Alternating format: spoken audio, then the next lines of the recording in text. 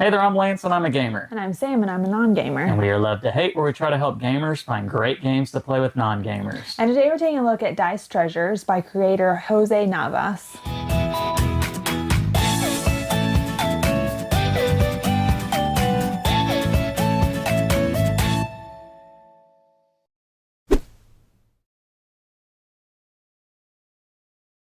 Dice Treasure is a game in which you are going to be trying to pull off the impossible, stealing the gold at the end of the rainbow from the leprechaun. Now, this is a game that is coming to crowdfunding here in the very near future, so make sure to check out that link down below in the description of this video after you watch it. Dice Treasure is going to have dice in the game, as you might have guessed, and you'll be rolling those dice and placing them on pattern cards, trying to fulfill as many cards as possible before the game ends. Let me show you how it works down below, and then we'll come back and share thoughts on it as a gamer and non-gamer. All right, I have Dice Treasure on the table. Let me show you guys how this dice rolling game is going to work. I do want to make sure you understand that everything you see here is prototype. The final artwork, components, and maybe even some of the rules might change once it's released from crowdfunding. That being said, let's go ahead and get into this and show you what you have here with Dice Treasure. You do have a deck of cards. These cards are going to have different patterns on them, differing coin values, and you are going to see different squares that represent the places to put dice and colors and numbers to show you exactly what type of dice need to go in those squares. You do also have a deck of cards over here. This is going to be the mini expansion that can be added to the game. I'll come back to that here in just a minute. You have these wooden tokens and then a bag here full of dice, and these dice are going to be of different colors. I'll show you those here in just a second. I can show you that in the deluxe version of the game, you will also have this leather dice tray that will come in the game, and so you can check out the campaign page to see what that is all about. You don't have to have this in order to play the game, but it is certainly nice to have it, as you will be rolling a lot of dice in this game. Now, how this game is going to work, you are going to reference the rulebook to know how many pattern cards each player will be dealt face up, and also how many dice you will draw from the bag and how many rounds you will play for each, how many turns, let's say, each player will have in each round.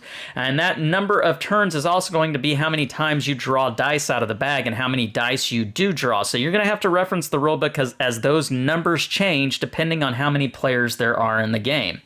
So how this game works, you will decide who the first player is going to be, and you might say it's the youngest player, and that person is going to draw a number of dice. And again, you'll have to reference the rule book, but let's just go ahead and say it's 4 dice. And so you would draw 4 dice, and taking a look at my dice here, I will then roll those dice, and you can see the values that I have gotten here. And then taking a look at my pattern cards, I'm going to place the dice that I want to place on the cards, and I can reserve up to 2 dice, not placing them on my cards, for a future turn later on. So taking a look at the cards, there are going to be spots that have colors, and then there are going to be spots that have numbers, and there might be spaces that have colors and numbers. And so this particular spot, I have to place a blue die. It can be any value. This particular one, I have to place a red 2. And white spaces can be any color that you need them to be. Now, if there is a number on the white space, you have to place that number. So I have to place a 6. So taking a look at my dice here, I do have a blue 3, so maybe I want to place that blue 3 right there. And that would be great because it has to be a blue 3. Now, there are a couple of rules about the dice and where they can and can't be placed. You cannot place 2 colors that are the same touching each other. So even though this is white and I could place any color that I need to there, I cannot place blue because I am placing a blue die there. I probably also would not want to place purple, considering purple is right there. Now, even though there is a yellow in the pattern on the card, these 2 spots are not touching, so I could put a yellow there, even though there's a yellow down here. Now, the other rule is that you cannot place 2 numbers that are the same touching. And so I would not want to place a 3 or a 4 here because I have to place 3 and 4 there. Likewise, I would not want to place a 4 or a 6 down in this spot. And I can use all of my dice or none of my dice. I don't have to use any of them, although that's probably not going to be helpful to me. And I am trying to fill up all of the spots on my cards. And any die that I don't use, so for instance, I probably would not put this blue 2 in this spot here because there's a blue there, nor would I put it right there because there's a red 2 that needs to go there. I might place it in this blue spot over here, but I don't have to. Again, I can reserve that, setting it off to the side, and I can do that up to 2 of my dice. Now, all the other players are going to do the same thing on their turn, passing the bag around, drawing a number of dice, and then once it comes back to the first player, they will draw 1 fewer dice than what they drew the previous time. So this time I would draw 3, and I just got 3 yellows.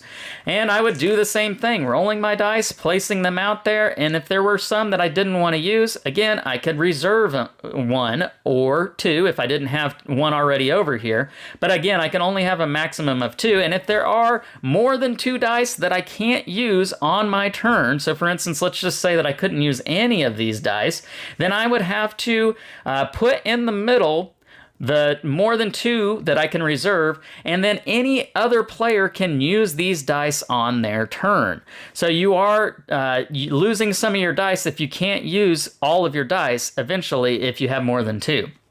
Now, this will continue around the player, and if a player, or around the table, and if a player fills up a card, then they will take off those dice, and they will keep that card off to the side for a number of gold that are on the cards. And you are trying to meet a threshold first, and if multiple people meet that threshold on the same turn, then you're going to go off of whoever has the most gold to determine the winner. And that threshold, again, changes depending on the number of players in the game. So if I completed this card, it would get me 3 points, and that's 3 because it has 5 spots on the card, whereas this card only has 3 spots, and it's only worth 1 gold. You can see here, this one has 4 spots, and it's worth 2 gold. Those are going to be the 3 different types of cards. Now, the color background is going to correspond with the icon that is on the card. And what that's there for is that if you are the first person to get 3 gold in one particular color or icon, those are going to correspond to one another, then you are able to claim the corresponding token out here. So if I finish this card before any other person got 3 gold in the wavy lines or the water element, then I would get to take this token right here, and that's worth 2 gold in and of itself. And you can try to get as many of these as you can. Now, when you get down to when a player draws 2 dice out of the bag, any player's cards that are incomplete, meaning they haven't finished them, they're going to get pushed to the center of the table. And let's say I did complete this card and I have not completed these, and even though I've got dice on them, let's say, then it would still go out in the middle because I haven't completed it. And when it goes out to the middle, now it can be open to be completed by any player. So these are no longer my cards. They're free game to anyone at the table. And if someone has the right die, and so I don't have the right die sitting out here, but let's just say that I had a purple 3, and I could put my purple 3 on my turn and be able to complete this card even though I was not the player who played all of the other dice. It just matters if I'm the person who plays the last die. I would get to take this card and the gold that's on it. So you have to be knowledgeable about whether or not you want to put your dice out here on these cards, because if you don't complete the card, then you're just helping somebody else on a future turn to complete it, and they will be the person who scores the points. And that's the gist of a round. At the end of a round, once everybody has taken their last turn where they draw only 1 die and roll that die and place it, if they're able to, then you will take away all the cards that were not completed. You'll discard them, you'll put all the dice back in the bag, you'll shuffle up the bag, you'll deal out new cards, and you'll begin another round starting with a new first player going clockwise around the table. And you will continue to play that way until somebody reaches that gold threshold. Now, when you include this expansion module, you are going to shuffle this up and deal a number of these out, in front of everybody at the table, and these are going to be cards that you can try to get on your turn for extra gold. But the catch is that you can only ever claim one of these the entire course of the game. And in order to claim it, you are going to need to have finished certain cards that match the types of icons that you need to be able to complete that card. So for instance, if I had, let's say, completed these, well, I would need that one. If I had completed these 3 cards, I could complete this card as I have a fire and a water and then one other element, and that would get me 2 coins. However, maybe I should hold off on taking that one card, because if I ever got the emerald down here, then I would get 3 points instead of 2, and again, you can only ever complete one of these the entire game.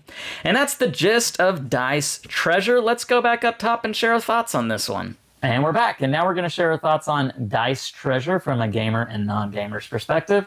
So, Sam, the first thing I want to say about this particular game is that we got to play this one with our kids. Yes. And they had a great time with this game. And so I think the thing that I wanted to get out there right off the bat is that this is a family game, and it's one that we got to play with our kids. Yeah. And that, for me, that to me makes it a great game, because we all had a good time with it. The whole family sat down. Everybody enjoyed it. Nobody needed help necessarily to play this game. And that was something that really stood out to me. So I wanted to see if you agreed with that and what your thoughts were on it. Yeah, for sure. I mean, it was a fun game. It's not one that I would consider a children's game necessarily, no. But it's a really good family game. Yeah, and then that's exactly what the designer was going for. We've done a couple of other videos for Jose, and I've talked to him a little bit about this game, and he was wanting this one to be a great family weight game, something that we really key on here on Love to Hate, and so this is right up our alley in regards to that. I think the age 8+ is right on, because our 9-year-old played. She won, didn't she? She got very close. I beat her. She was very close. At one point, we stopped helping her. Yeah. Like, we kind of guided her at the beginning, then we're like, no, she's winning. Yeah, yeah. But no, this is a game in which it's a very simple concept, so 8-year-olds can really grasp it, but there are still some good decisions that you need to make throughout the course of the game. One thing I think that we didn't realize at first until we got into playing it was how important the dice that you hold on to, even though they might not work for your cards, how important it is to choose wisely what you hold on, because eventually everybody's cards are going to become available. Yeah. So you need to be observant and watching what's happening around the table. I really enjoyed that. Yeah. What stood out to you as a non-gamer about this game? I just thought it was, for the kids, it was really good for like spatial awareness and grouping and, you know, just paying attention to its sorting. I mean, I just think there's a lot of concepts that they could get out of this game. So it was a learning opportunity without being like in your face, you know, learning. Yeah, and it has just enough of a dash of luck involved with the game to really make it not feel like this is a super heavy or even medium weight board gamers board game. Yeah. This has got enough luck involved into it to kind of make it a little zany and a little lightweight so that kids can really feel like they have a fighting chance with mom and dad. Yeah, because even at the beginning, I was doing really well. I thought I was going to win, and then my luck just went downhill from there. Yeah. And that's another thing about the game too that I wanted to say is that it's swingy, but not in the sense that it feels totally unfair. Yeah, or random. Or random, right. That this is a game in which you start to feel like, you know, man, I just didn't get the right roll, or I didn't get the right dice pull, but then maybe it does start to happen for you, and then boom, boom, boom, you complete these cards, and before you know it, you're 1 gold away from hitting the threshold, or maybe you hit the threshold.